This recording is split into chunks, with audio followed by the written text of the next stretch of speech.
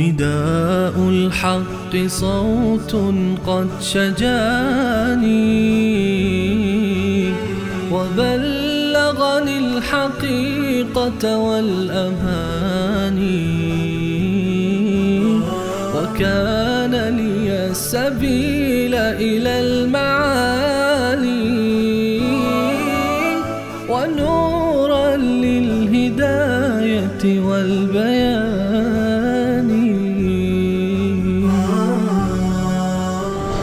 أعوذ بالله من الشيطان الرجيم.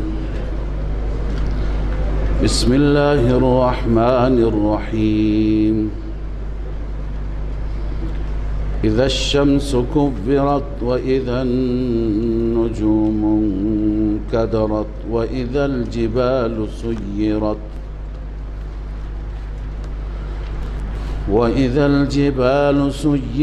وإذا العشار عطلت وإذا الوحوش حشرت وإذا البحار سجرت وإذا النفوس زوجت وإذا الموءودة سئلت بأي ذنب قتلت. صدق الله العظيم. اللهم صل على سيدنا محمد وعلى آله وصحبه وسلم.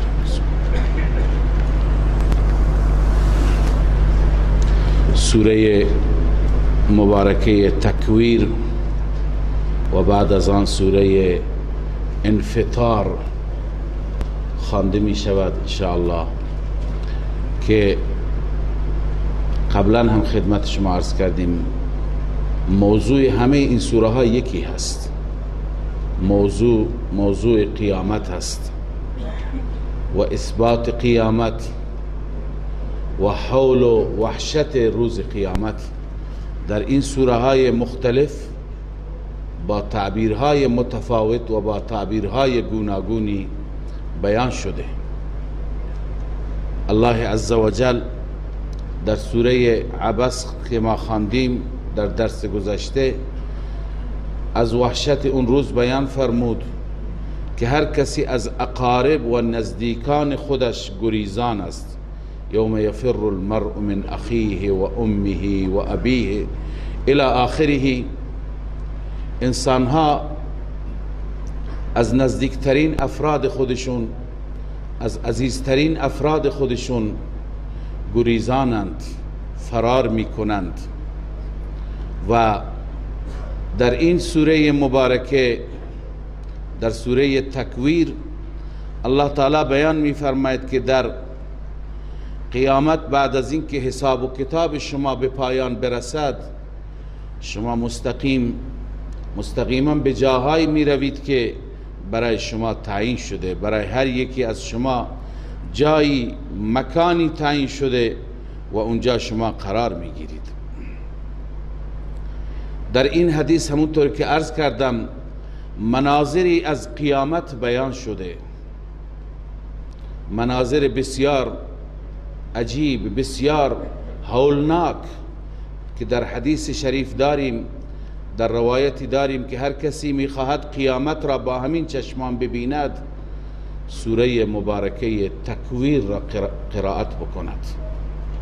سوره تکویر تصویری هست، بلا تشبیه بگم کلیپی هست از قیامت که الله عزوجل بیان فرموده. و در روایت دیگری هست حضرت ابوبکر صدیق رضی الله تعالی عنه یک روز به رسول الله صلی الله علیه وسلم خدمت آن حضرت عرض کرد که یا رسول الله، اونطور که سن شما هست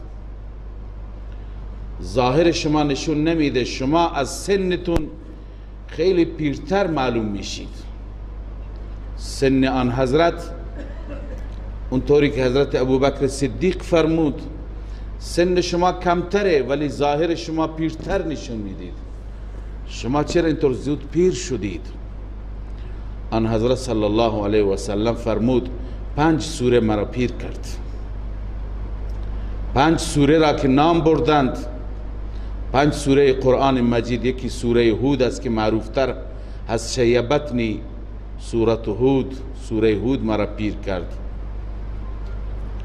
و سوره واقعه که اکثر این سوره ها بالخصوص سوره های آخر که گفته میشه، سوره هود بیشتر در اون عذاب دنیوی هست، مؤاخذه الهی برای اقوام مختلف که در دنیا اتفاق افتاد. اما 4 سوره دیگر که آن حضرت نام بردند بیشتر در این سوره ها از هول و وحشت قیامت بیان شده. سوره واقعه را فرمودند، سوره تکویر همین سوره که میخوانیم فرمودند، و سوره انفطار را فرمودند، و سوره مرسلات که در درس گذشته خواندیم. لذا آن حضرت صلی الله علیه وسلم فرمود این سوره ها مرا پیر کردند.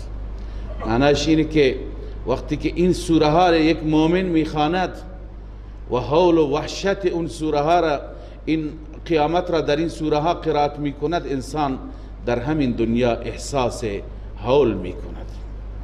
و بالخصوص نبی مکرم صلی الله علیه و سلم که غم امت و غم تمام امتی ها در دلش و در قلبش بود، آن حضرت صلی الله علیه و سلم بیشتر نگران میشد، بیشتر پریشان میشد. لذا در این سوره مبارکه در ابتدای سوره 12 تا از احوال الله ذکر می فرماید، 12 تا از اتفاقاتی که در قیامت، قبل از قیامت و بعد از قیامت اتفاق میفته الله ذکر می فرماید که مفسرین گفتند 6 تا اولی مربوط به قبل از نفخه دوم هست، یعنی بعد از نفخه اولا، قبل از نفخه دوم، قبل از اتفاق قیامت، و 6 تا اتفاق بعدی بعد از نفخه دوم است، بعد از اینکه قیامت برپا میشه. الله عزوجل در این احوال میفرماید اذا الشمس کورت، این تخویف اخروی هست. الله بیم میده ما را از حال اون روز که ما باید بترسیم، ما باید آماده باشیم. البته این حال و این وحشت برای کسانی هست که مشکل دارند. ان الذين سبقت لهم من الحسنى اولئك عنها مبعدون لا يحزنهم الفزع الاکبر. این فزع اکبر و این وحشت بزرگ که در این سوره های متعدد یادآوری شده برای انسانهای نیکوکار یا برای انسانهای مخلص، برای اون انسانهایی که الله عزوجل برای اونها بهشت را نوشته، برای اونها این وحشت نیست. ذا الله می فرماید اذا الشمس کورت، زمانی که خورشید بی نور میشه. اصل تکویر میگویند پیچوندن چیزی را، یه چیزی که کور امامه به دور سر امامه را ما میپیچانیم، این را تکویر میگویند. معنای اصلی و واقعیش اینه که خورشید و بساط خورشید پیچونده میشه، جمع میشه، کارش دیگه تمام میشه، مأموریتش به پایان میرسه.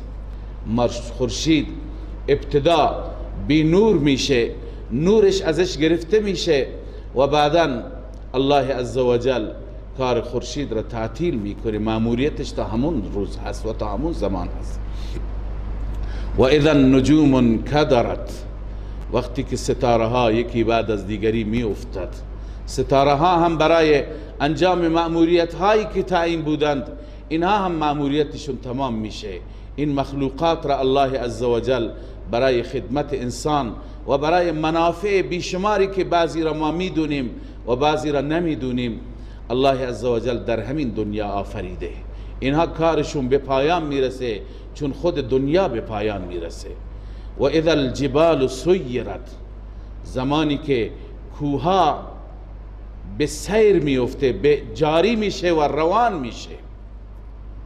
ما در آیات مختلفی خواندیم که کوها در این آیه خواندیم که کثیبا مهیلا میشه، توده ریگ که روان میشه و جاری میشه.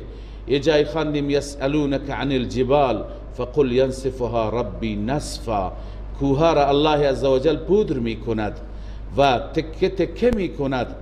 اینجا الله عزوجل میفرماید که کوها به حرکت میاد، یعنی بعد از اینکه الله عزوجل کوها و زمین را به هم میکوبد که کوه و زمین به هم دیگه کوبیده میشه و تبدیل به ریگی میشه و ریگستانی میشه، جاری میشه، زمین صاف میشه.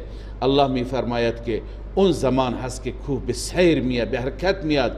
و اذا العشار عطلت، عشار اون شتری را میگویند که آبستن هست و نزدیک هست که شتر بچهش را بندازه. این شتر ارزشمندیه، نفیسی هست. هیچ وقت صاحب شتر چشمش را از او دور نگه نمی دارد، همواره مواظب است که یه وقتی تلف نشه، یه وقت اون شتر بچه تلف نشه. این همیشه تحت مراقبت است. مراد از این مال گرانبها هست، مال با ارزش هست، مال نفیس و قیمتی هست. عطلت، معطل میشه، کسی به فکر مال نیست، کسی به فکر اشیاء گرانبها و ارزشمند نیست. همه انسان ها در وحشت خاصی هستند. و اذا الوحوش حشرت، زمانی که وحوش جمع می شوند، حیوانات جمع می شوند. حیوانات جمع می شوند به چه معنا؟ بعضی مفسرین این معنا را گفتند که وقتی که سور اول دمیده میشه، حول تمام زمین و آسمان را فرا میگیرد و تمام انسان ها وحشت زده میشند و انسان ها از حال میرند و از هوش میرند. وحوش حتی جمع میشوند، یا اینکه نزدیک آبادی ها میاند، نزدیک شهرهای ما میاند. اونهایی که الان وحشی هستند از ما فرار میکنند تا ما را از چند کیلومتری ببینند، چهار دست و پا فرار میکنند. اما اونها اون زمان ما دوستشون میشیم، از ما احساس خطر و احساس وحشت ندارن. اونهایی که در بیابان هستند، در کوه و جنگل هستند، اونها میان نزدیک آبادی ها چون احساس خطر میکنن، احساس وحشت میکنن. و بعضی میگویند که وحوش و حیوانات با هم جمع میشن، در کنار هم قرار میگیرند. گوسفند و گرگ در کنار هم میشن، آهو و شیر در کنار هم میشن. یعنی حیواناتی که از سایه هم دیگر میگریزند و از هم دیگر وحشت دارند و هم دیگر را میدرند و تکه پاره میکنند. اون روز نفسی نفسی بین اونها هم است. اونها هم با هم احساس محبت میکنند، با هم احساس نزدیکی میکنند، دیگه از هم دیگه احساس خطر نمیکنند، چون خطرات دیگری متوجه اهل زمین است. لذا و اذا الوحوش حشرت، به این معنی هست. این تفسیر اول هست. اما بعضی از بزرگان و مفسران معتقدند که حشر بهائم یعنی موت بهائم. غالبا از ابن عباس رضی الله عنهما است. بله، عن ابن عباس في قول الله عز وجل وإذا الوحوش حشرت قال حشر البهائم موتها. بهائم و درندگان، وحشی ها، حیوانات وحشی حشر میشن به معنی اینکه همه در دم میمیرند، همه جان میدند، همه از بین میروند. ایشون میفرمایند حشر کل شیء الموت غیر الجن والانس، غیر از جن و انس بقیه حشر تمام مخلوقات دیگه، یعنی پایانشون، یعنی مرگشون، تمام شدنشون. پس بنابر این تفسیر و اذا الوحوش حشرت معنیش اینه که تمام حیوانات، تمام درندگان، تمام وحشی ها همه میمیرند و روی زمین حیوانی باقی نمیماند. و اذا البحار سجرت، وقتی که دریاها در میگیرد، دریاها تبدیل به آتش میشه. البته سجرت را بعضی ها معنا کردن که دریاها به حرکت میاد و دریا جاری میشه. بعضی معتقدند که دریاها آتش میگیرند، گرچه بعضی گفتن منظور از این جنگ هایی هست که در آخر الزمان اتفاق میفته، بیشتر جنگ ها در دریاها. ولی معنا و مفهومی که بیشتر مفسران ما ذکر کردند اینه که الله عزوجل این آبها را تبدیل به آتش می کند و حتی بعضی معتقدند که این دریاها بخش کوچکی از جهنم هستند، اون وقت ملحق میشن، میپیوندند به جهنم. و اذا النفوس زوجت، وقتی که نفوس با هم جفت میشوند، نفوس با هم جفت میشوند معنیش چیه؟ بعضی این معنی را گرفتند که همه نفوس در کنار هم جمع میشند، اما بعضی معتقدند که نفوس یعنی روح و جسد هست، که روح و جسد با هم جفت میشن، با هم آمیخته میشن، دوباره با هم یک جا میشند و انسان دوباره زنده میشه، انسان دوباره حیات پیدا میکند. و اذا الموعودة سئلت، زمانی که دختر زنده به گور شده سوال میشه، از او سوال میکنند که به ای ذنب قتلت، به چه گناهی کشته شد. معنیش اینه که اون روز روزی هست که به داد مظلوم رسیدگی میشه و از ظالم بازخواست میشه. ظالم چرا ظلم کرده، چرا ستم کرده، چرا در دنیا یک تازی کرده. اون روز روز فصل است، خواندیم دیروز ان یوم الفصل میقاتهم اجمعین، روز فیصله هست. لازمه فیصله اینه که باید ظالم به مجازاتش برسه، باید حق مظلوم گرفته بشه. و اذا الموعودة سئلت بأی ذنب قتلت، به چه گناهی کشته شد، چه ذنبی و چه جرمی مرتکب شد که این کار باش انجام گرفت. و اذا الصحف نشرت، زمانی که تمام نامه های اعمال باز میشه، پرونده ها باز میشه، کارنامه ها باز میشه، هر کسی عمل کرده خودش را میخواند، هر کسی میدوند که چی کرده، اونجا میبیند همه نوشته شده، ثبت شده. لا یغادر صغیرة ولا کبیرة الا احصاها، نه خرد نه کلان، نه کوچک نه بزرگ. انسان هر چی که انجام میدهد، گناهی کوچکی بزرگی، عمل نیکی کوچکی یا بزرگی، هر چی که انجام میدهد اونجا ثبت و ضبط شده، همه را انسان میخواند. و اذا السماء کشطت، زمانی که آسمان پوست زده میشه یا پوست کنده میشه. کشت این را میگن که حیوانی را ما وقتی که ذبح میکنیم و بعد از ذبح پوستش را چطور میکنیم و بیرون میکنیم و گوشتش ظاهر میشه. معنیش اینه که این آسمان برداشته میشه. شاید این آسمان وقتی که پوست حیوان را شما میزنید، پوست در واقع گوشت را نشان نمیده، وقتی که پوست برکنده میشه شما گوشتش را و شما تمام بدنش را، درونش را میبینید. شاید این آسمان ها یکی از موانع هستند، حائلی هستند که خیلی از حقایق را ما نمیبینیم. وقتی که برداشته میشه انسان همه چیز را میبیند.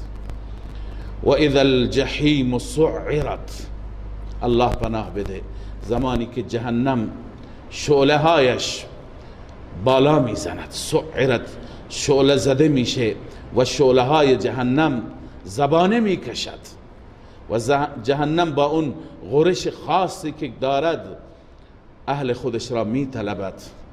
و اذا الجنة ازلفت، زمانی که بهشت نزدیک قرار داده می شود.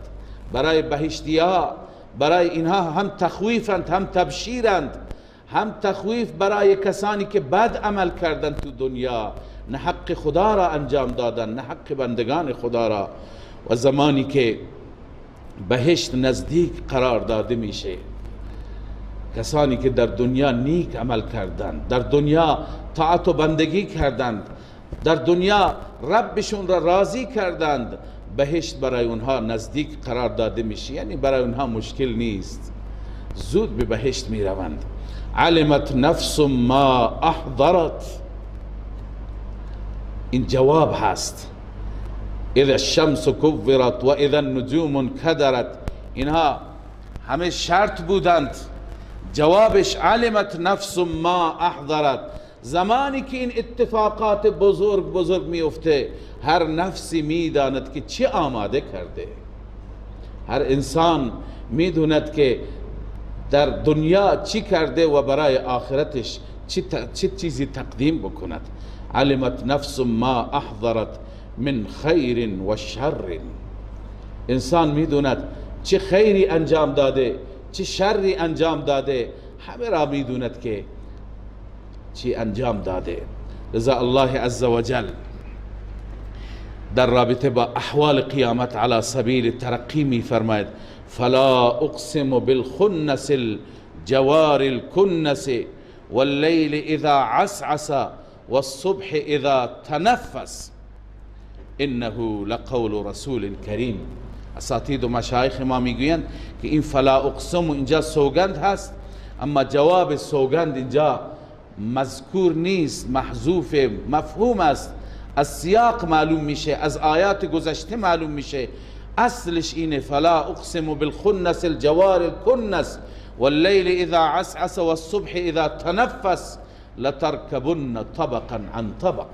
از آیات دیگه گرفته شده که سوگند یاد میکند الله عزوجل بالخنس.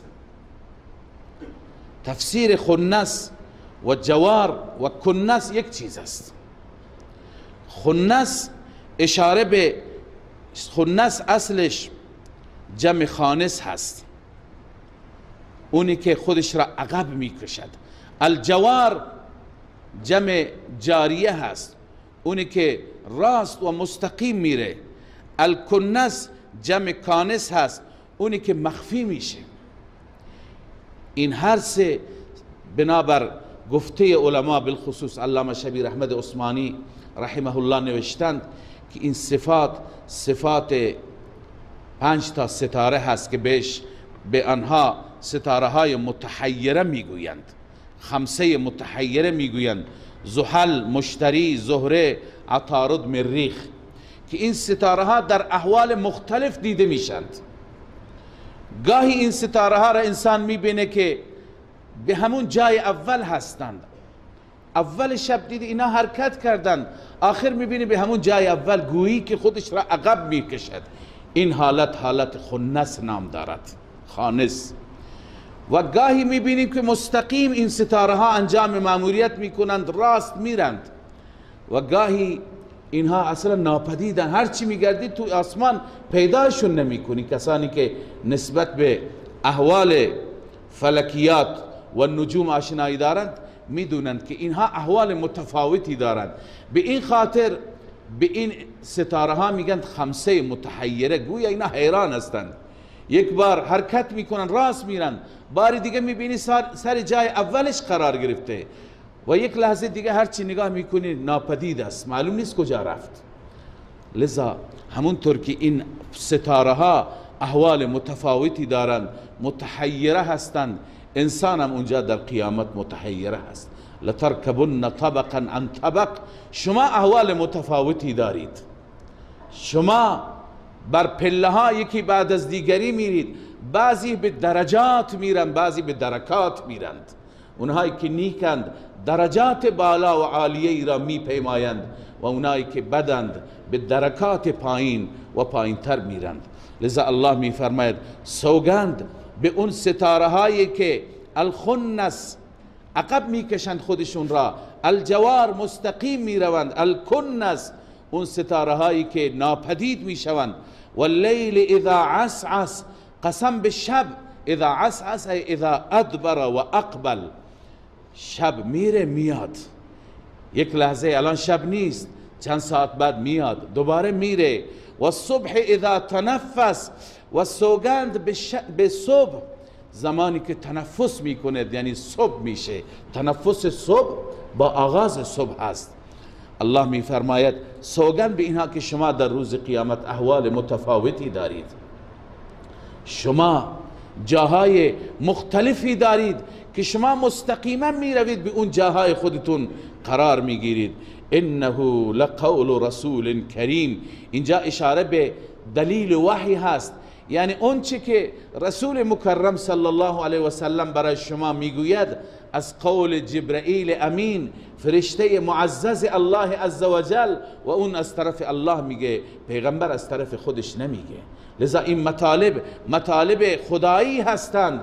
الله به شما میگه ذاتی که و من احسن من الله قیلا و من احسن من الله و من اصدق من الله حدیثا، چه کسی از او صادقتر، چه کسی از او راستگوتر. لذا این منبع این سخنان اونجاست. انه لقول رسول کریم ذی قوت، همانا این سخن رسول معززی هست، منظور جبرائیل امین هست که به رسول مکرم صلی الله علیه و سلم منتقل می کند. اون رسول کریمی که ذی قوت، دارای قدرت است، تمام شهرها و روستاهای صدوم را جبرائیل امین به تنهایی بلند می کند و از آسمان سرنگون می کند. قدرتش از اونجا معلوم هست. ذی العرش مکین، عند ذی العرش مکین، نزد الله عزوجل هم این فرشته مکانتی دارد. این سید ملائکه هست، این پیش الله عزوجل جایگاهی دارد. این برای خودش شخصیت بزرگی هست در میان فرشتگان و الله عزوجل هم این فرشته را به این مکان و جایگاه خاصی عنایت فرموده. مطاع، فرشته ای هست که مطاع، بقیه فرشته ها همه مطیع او هستند. این در رأس است، این سالار همه هست. این کسی است که از این حرف شنوی میشه، اطاعت میشه. ثم امین، این آنجا امین هست، یعنی یکی از القاب جبرائیل امین هست. معنای امین البته اکثر این صفات به خاطر اینکه کلام الهی، به خاطر نسبت با کلام الهی هست. امین است به خاطر اینکه در حفظ این کلام امانت را رعایت کرد. اون چه که رب بهش داد همون رب محمد رسول الله صلی الله علیه وسلم آورد و رساند. رسول هست به همین خاطر، به خاطر این رسالت و رسالت هایی که برای انبیاء دیگه داشته. لذا الله می فرماید پس واسطه، چنان واسطه قوی، چنان واسطه امین و چنان واسطه با شخصیتی هست. لذا وقتی که پیغمبر از زبان چنان پیغمبر، چنان رسولی و چنان فرستاده الله، وقتی که این کلام را برای شما نقل می کند، پس این صاحب شما، این همراه شما، این مجنون نیست، این جنون ندارد که شما مشرکین و شما یاوه‌گویان او را متهم به جنون می کنید. و ما صاحبکم بمجنون، صاحب شما مجنون نیست، بلکه جبرائیل برای او این وحی را می آورد و جبرائیل را حتی به شکل اصلیش هم دیده است. ولقد رآه بالافق المبین، پیغمبر خدا صلی الله علیه و سلم همیشه جبرائیل را میدید، به شکل بشر میدید، به شکل دحیه کلبی رضی الله تعالی عنه میدید، به شکل انسان همیشه ملاقات میکرد. اما تنها پیغمبری هست بنابر گفته مفسران که این ویژگی را دارد و این خصوصیت را دارد که جبرائیل را به شکل اصلیش دید. دو جا هم به شکل اصلیش دید، یک جا در ابتداء وحی، اونجایی که این آیات اشاره می کند، و یک بار در شب معراج دید او را. ولقد رآه بالافق المبین، همانا او را در افق مبین دید، در افقی که روشن واضح، هیچ نوع خفایی جلوی چشمش نبود، به شکل اصلیش دید. و اونجوری که رسول اکرم صلی الله علیه و سلم می فرماید تمام افق را در بر گرفته بود و مسدود کرده بود، از بس که جبرائیل امین الله عزوجل به او هیکل داده و به او عظمت جسم داده، هم مکانت داده، عظمت مکان و جاه داده و هم عظمت جسم داده. در روایت میاد که 600 تا پر دارد و 600 تا بال که الله میداند این با چه کیفیت هایی هست، ما نمیدونیم. لذا الله میفرماید و ما هو علی الغیب بضنین، این پیغمبر نسبت به غیب، منظور از غیب اینجا وحی الهی هست که از عالم غیب می آید، نسبت به وحی الهی بخیل نیست. یعنی هر چی که خدا بهش گفته من و عن، کلمه به کلمه به شما رسونده. لذا و ما هو بقول شیطان الرجیم، این سخن شیطان رانده شده نیست، این کلام الله است. فاین تذهبون، کجا می روید مخالفان که شما مخالفت می کنید؟ بر اساس چه مدرکی؟ بر اساس چه دلیلی؟ چرا شما با این کلام که دارای این مکانت است و دارای این ریشه هست شما با این کلام مخالفت میکنید؟ ان هو الا ذکر للعالمین، این کلام نیست مگر پند و اندرزی هست برای همه عالمیان. چطور پند و اندرزی هست؟ خیلی از عالمیان هستن که قبول ندارن. پند و اندرز اینجا به معنی اراءت الطریق هست، یعنی به همه دنیا و مردم دنیا راه را نشون میده. اون چیزی دیگه هست که بعضی خودشون نمیخواند، ولی کلام الهی وقتی که خطاب میکند عموم انسانیت را، یا ایها الناس، عموم بشریت را الله دعوت میده. لذا برای همگان قرآن مجید ذکر است، پند است، اندرز است. اگر بخواهند میتونند از این پند بگیرند، ولی این که نمیگیرند اون بدبختی خودشون هست. لمن شاء منکم ان یستقیم، وقتی که اراءت الطریقش برای عموم هست، برای همگان هست، اما ایصال الی المطلوب برای منیبین است، کسانی که بخواهند، کسانی که حق طلبی داشته باشند، کسانی که در جستجوی حق باشند. لمن شاء منکم برای اونهایی که بخواهند از شما بالخصوص ان یستقیم، بر صراط مستقیم باشند. این کلام پند و اندرزی هست. پس هم پند و اندرز عمومی برای همگان هست و هم خصوصی برای خواص هست. برای همگان به معنی اینکه راه را به همه نشون میده، اما برای کسانی که واقعا در وجودشون عناد نباشد، در وجودشون حق طلبی باشد، برای اونها را بر جاده مستقیم و صراط مستقیم قرار میده.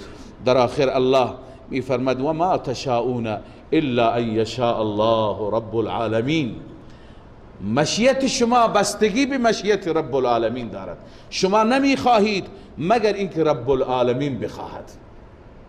شاید از این جمله اشکالی به ذهن شما بیاید که پس انسان تا اون زمانی که خدا نخواهد مسلمان نمیشه، تا اون زمانی که خدا نخواهد انسان بر صراط مستقیم نمیتونه قرار بگیره. و از این شاید اون از ظاهر آیه، شاید اون دیدگاه جبریه، اون کسی که میگن پس ما مجبوریم، اون دیدگاه تقویت میشه که خدا خواسته که ما این کار را میکنیم. خدا اگر نمیخواست ما نمیکردیم.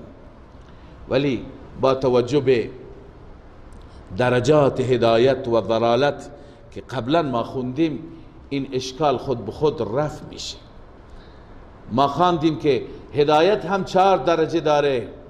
اولینش انابت است. کسی که واقعا در وجودش حق طلبی باشد، در جستجوی حق باشد، الله او را هدایت می کند. و ضلالت هم 4 درجه داره، به تمام درجات نمی پردازم. یکی از اونها اولینش هم شک و ریب هست و عناد هست. پس کسی که عناد داشته باشه خدا او را هدایت نمی کند. پس و ما تشاءون الا ان یشاء الله، خداوند چه کسانی را می خواهد و هدایت می کند؟ اونهایی که در وجود اونها انابت باشد، اونهایی که خودشون اراده داشته باشند، نه اینکه خودش هیچ اراده ندارد خدا مجبورش بکنه به ایمان. خداوند چنان ایمان جبر از هیچ کس نمی خواهد. پس و ما تشاءون الا ان یشاء الله. متى یشاء الله؟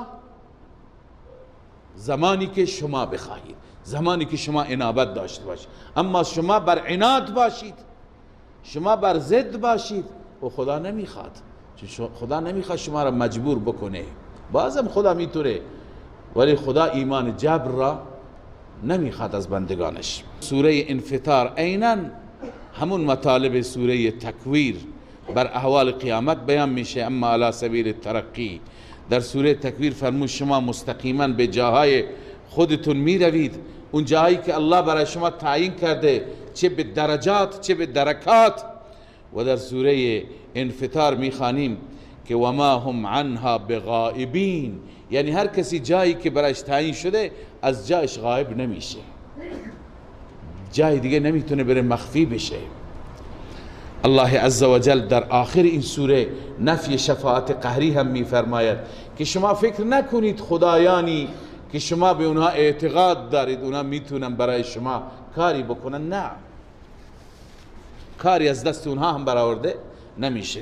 الله میفرماید اذا السماء انفطرت، زمانی که آسمان شکافته میشه، تکه پاره میشه.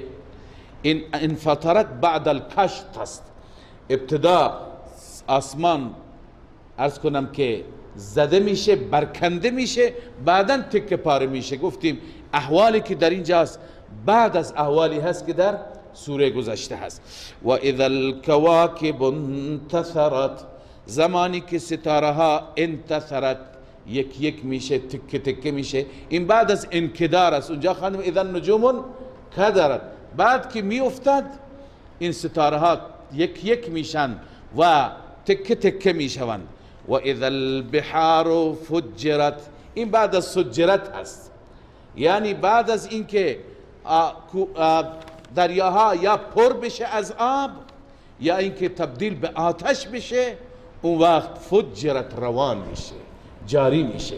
و اذا القبور بعثرت، بعد از این بعد از نفخه ثانیه هست، زمانی که قبور بعثرت یعنی زیر و رو میشه، بالا و پایین میشه.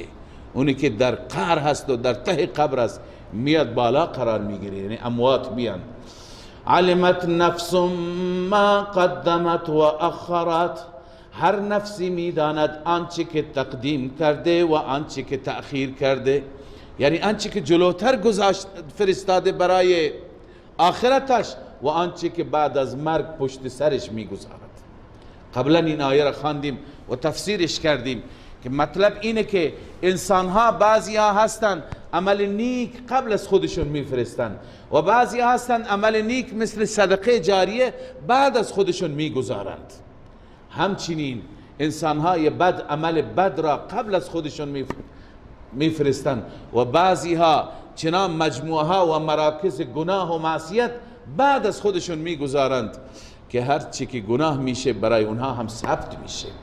لذا الله می فرماید علمت نفس ما قدمت و اخرت، هر نفسی میداند آنچه که تقدیم کرده قبل از خودش فرستاده و آنچه که پشت سر گذاشته. یا ایها الانسان ما غرک بربک الکریم، وقتی که چنین احوال سختی هست ای انسان تو را چه شده؟ تو چرا فریب خوردی؟ بعضی گفتن مراد از انسان الف لام عهدی انسان کافر مراد است، چون انسان کافر هست که قیامت را تکذیب می کند، انسان کافر هست که جزا را تکذیب می کند. الله می فرماید یا ایها الانسان، ای انسان ما غرک بربک الکریم، چه چیزی تو را فریب داد نسبت به رب کریمت، اون ربی که نسبت به تو این همه لطف و کرم داره، اون ربی که تو را آفرید، تمام ما یحتاج تو را فراهم کرد و برآورده کرد.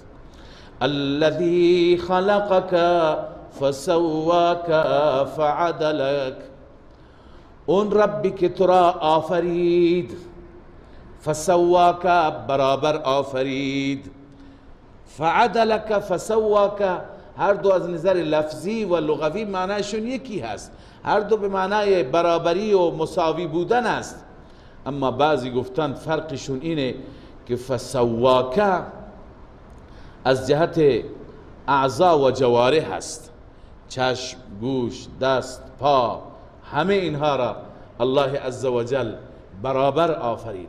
فعدلک بقیه صلاحیت هایی که در وجود انسان هست، بقیه کمالاتی که در وجود انسان هست از نظر عقل و فهم و درک و علم و دانش و همه را الله عزوجل برابر در وجودت آفرید. فی ای، این باطن انسان است، فی ای صورت ما شاء رکبک، این ظاهر انسان است، در هر صورتی که خواست تو را ترکیب کرد، به شکلی که الله خواست، به شکل پدر و مادر، به همون هیئت و زیبایی پدر و مادر تو را در آورد، ترکیبی از گاهی یه بچه را میبینی بعضی از اعضایش را مطالعه میکنی فکر میکنی شکل مادرش هست، بعضی از اعضایش را شکل پدرش هست، یک ترکیبی هست در واقع از اشکال مختلف. لذا الله عزوجل نسبت به تو این همه احسان، هم به تو نعمت ظاهر عنایت فرمود، هم به تو نعمت باطن، تو چرا تکذیب میکنی؟ کلا بل تکذبون بالدین، هرگز نباید چنین باشد. با وجود این همه نعمت ها، با وجود این همه الطاف و احسانات رب العالمین، اما شما متاسفانه تکذیب میکنید. بل تکذبون بالدین، شما روز جزا را، روز قیامت را تکذیب میکنید. ولی بدانید که و ان علیکم لحافظین، شما تحت کنترل هستید، بر شما حافظینی، فرشته حفظه از سوی الله عزوجل تعیین هستند که اینها تمام اعمال شما را، تمام گفتهای شما را، تمام کرده های شما را اینها ثبت میکنن. مواظب حرکاتتون باشید. کرامن کاتبین، فرشته های با کرامت و با شخصیتی که می نویسند. یعلمون ما تفعلون، اونها میدانند آنچه که شما میکنید، چون با شما همراهند، قرینند، همراهی میکنند. لذا فرشتگان همه اعمال شما را ثبت و ضبط میکنند. ان الابرار لفی نعیم، بعد از ثبت و ضبط انسان بر دو قسم است. اینجا هم بشارت است هم تخویف است. بشارت برای نیکان و تخویف برای بدان. ان الابرار لفی نعیم و ان الفجار لفی جحیم، همانا نیکان در نعمتهای الهی هستند و همانا بدان در جهنم قرار میگیرند. یصلونها یوم الدین، داخل میشوند در آن جهنم روز جزا، داخل میشوند. هم نیکان روز جزا و هم بدان، نیکان در نعیم و بدان در جهیم. و ما هم عنها بغائبین، اینها از اون جایگاه هایشون غائب نمیشند. اون جاهایی که برایشون تعیین شده، اون درجاتی که برایشون تعیین شده یا درکات، عرض کردم برای این بحث هم بحث نیکان است و هم بحث بدان است. لذا الله می فرماید که همه شما در یوم الدین به جایی که برای شما تعیین شده در اونجا قرار می گیرید. یوم الدین چی هست؟ به وسیله استفهام تحویلی الله سوال می فرماید و ما ادراک ما یوم الدین، خبرداری یوم الدین چی هست؟ ثم ما ادراک ما یوم الدین، دوباره تکرار هست برای تأکید بیشتر، برای تحویل بیشتر، حول بیشتر، که بیشتر انسان وحشت بکند، بیشتر چشمهاش را باز بکند و بیشتر انسان مواظب بشه. سپس میدونید که یوم الدین چی هست؟ سبحان الله، الله عزوجل در هر جمله، در هر تعبیری به نوعی یوم الدین را تعریف می کند. اینجا بسیار تعریف جالب تری هست که با این تعریف یوم الدین توحید هم اثبات میشه. اینجا قدرت لا یزال هم اثبات میشه.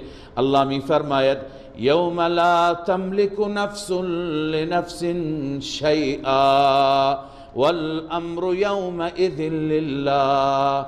یوم الدین آن روزی هست که هیچ نفسی نسبت به نفس دیگر هیچ اختیاری ندارد. فکر نکنید که شما برای آلهه باطله شتر میکشید، گوسفند میکشید، نظر و نیاز میدید، اونا میتونن برای شما کاری بکنن. نه، نفی شفاعت قهری هم هست، بیان توحید علی سبیل ترقی هم هست.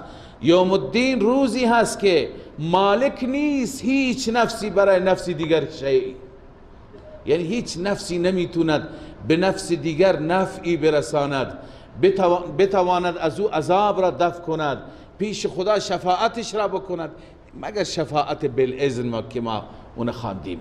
والامر یومئذ لله، امر، دستور، حکم، فرمان در اون روز فقط و فقط برای الله است، برای کسی دیگه در اون روز نیست. صدق الله مولانا العظیم.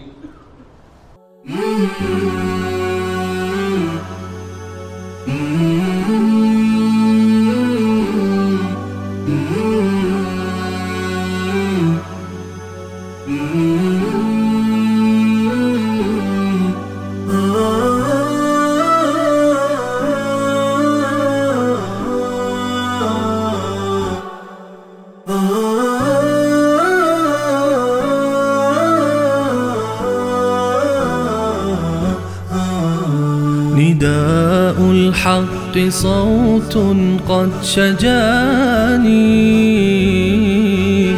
وبلغني الحقيقة والأماني، وكان لي السبيل إلى المعالي